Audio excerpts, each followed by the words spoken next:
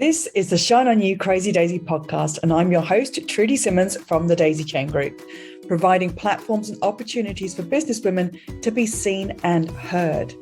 This platform is for the women entrepreneurs that want to hear the real stories of what it takes to be yourself and run a business with all the different hats that you might have to wear.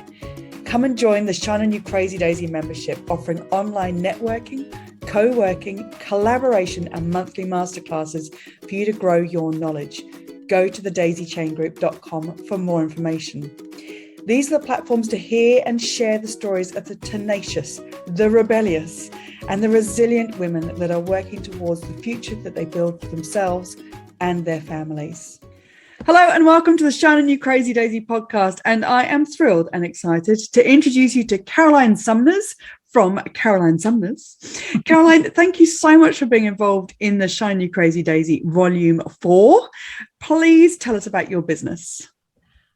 Delighted to be here with you, Trudy. So I'm a marketing mentor and online business consultant. So I work with service and e-commerce business owners who are stuck, a bit stagnant, like kind of just don't know what to do to get enough sales. I'm also a conscious certified consultant. So I work with proven systems and frameworks. And so I'm not someone that's just sprung up overnight deciding that they're going to do marketing. I've got about 20 years experience. So good to know. And on that experience, on the face of it, you had the dream job, traveling around to exotic places in your marketing career. But what changed? Honestly, I couldn't even tell you that there was one thing. I just knew that I wanted to do something different. I mean, I did have an amazing job. I traveled the world. I've met some amazing people as a result of it. Some of my closest friends, and I think I just had enough. I probably was a bit burnt out, and I just thought there's got to be more to life than, yes, traveling the world, but there's got to be more to life than just doing a job that I guess I wasn't really enjoying any longer. And so my dad has always been self-employed. And so kind of it seemed like a normal, natural progression for me to just quit one day and become self-employed. Yay. Yeah, you know. I love that you then went and created a business that you thought you wanted to do, but then you found out quite quickly it wasn't for you. But how did you navigate that moment in time, and what was the outcome for you? I mean, yes, I thought I knew what I wanted to do, and started this travel business, and for about 4 to 5 months really enjoyed it. And then, because it was marrying together the thing that I loved, travel, on the surface, helping people find it wasn't ever supposed to be, helping individuals. It was businesses, working with businesses to find and manage and book amazing venues for their businesses and event conferences and stuff like that. I pretty soon realized that I didn't want to do it, but I guess I continued doing it for far longer than I should have done because I didn't want to make the decision. And I think I naturally kind of just started sort of going back into marketing because quite a lot of people I knew kept contacting me saying, hey, are you doing any marketing work? And for a good few months, I said, no, I'm not doing it anymore. I don't want to do it. And then I just naturally kind of went back to it. And eventually I just had to have some hard conversations with myself. And I think I wrote in the chapter, a lot of it was ego that kept it going for longer than I should have done.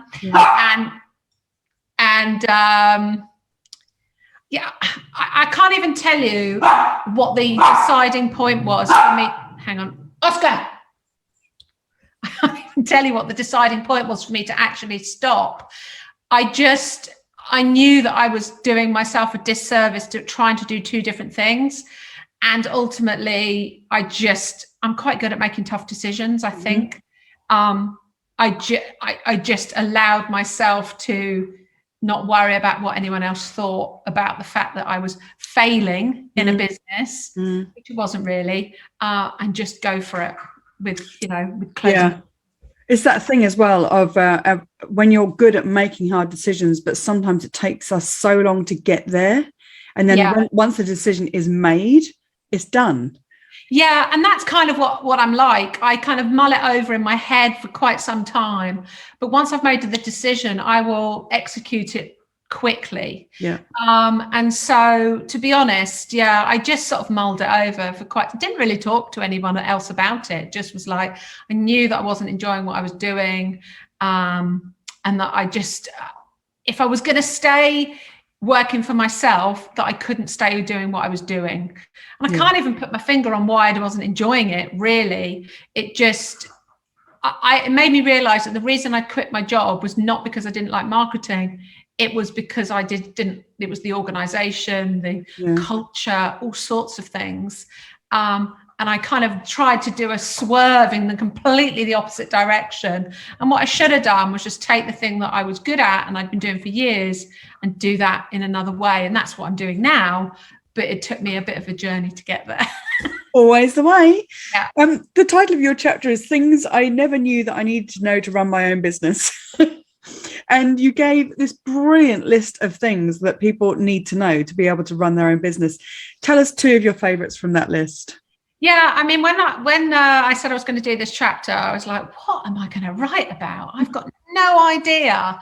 And in the end, I was just like, well, what would I want to know if I was reading a book, about it? And it'd be like, what are the things that if someone had told me when I started my own business. And the first one is know your numbers. I mean, even now, I'm probably not perfect with that, but I at least know exactly what I've got to make every month, what all my outgoings are to the penny, when they're going to go out. And even if at a minimum, that. But I, for a long time, buried my head in the sand about numbers. And you can't really manage and run your business successfully if you don't know your numbers. And you need, even if you're not a numbers person, there's enough help out there that you can get that and make sure that you do it. So that's number one.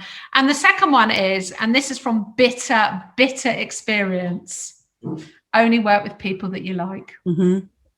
Honestly. As clients, suppliers, anything to do with your business. Life is too short to be working with people that you don't really like being with, or into that comes people that trust you, people that respect what you're doing, people that value your opinion and your experience. And so I would say, work with people you like. Can you hear the dog growling?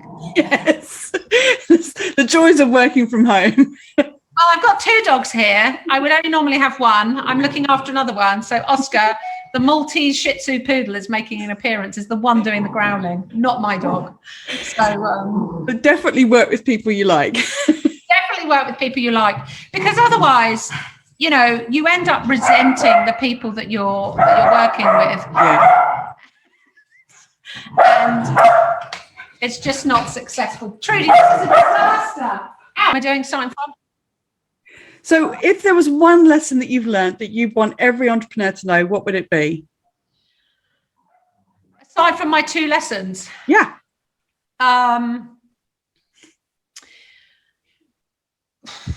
Gosh, it takes time to build a business.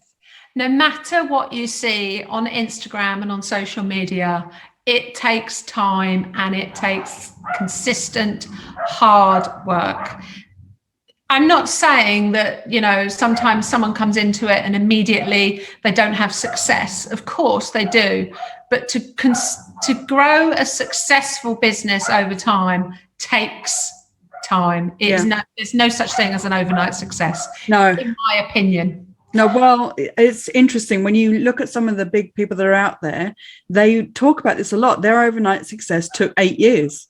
Yeah, I mean, Joe Wicks famously says that, doesn't he? He says that all the time, talks about the fact that he was in the Richmond Park with pulling along his cart with his equipment in, and no one was showing up. All of a sudden, he was an overnight success. But he took, it was years. Yeah. Yeah. I think the other one that talks about that a lot at the moment is Stephen Bartlett. He talks a lot about how it's consistent action over time.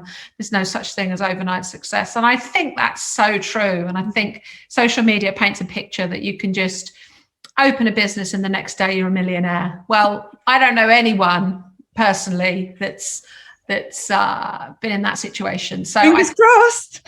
Fingers crossed. I think it just takes time. So yeah that would be my piece of advice. Yeah, allow it to take that time. What's your favorite business book? Well, there's lots, but I've almost finished this book and I love it already, and I have actually got it here, and it's this one here, and it's called The Middle Finger Project: Trash Your Imposter Syndrome and Live the Unfuckwithable life you deserve. I'm not sure I'm allowed to say that, but I'm saying it anyway. And it's by a lady called Ash Ambajay, who is an amazing writer. And honestly, that's a bit of a theme of her book as well, that it's not overnight success, hard work. And she talks about how she got to where she is now. She's a writer.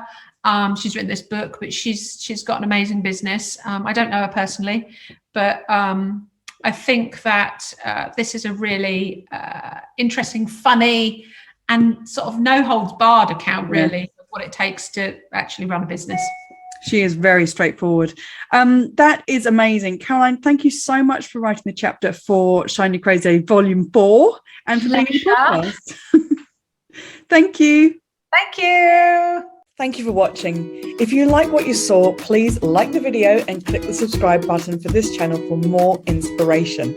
If you're a businesswoman looking for that community that will support you and lift you up, come and join the Shine On You Crazy Daisy membership, offering online networking, co-working, collaboration and monthly masterclasses to grow your knowledge.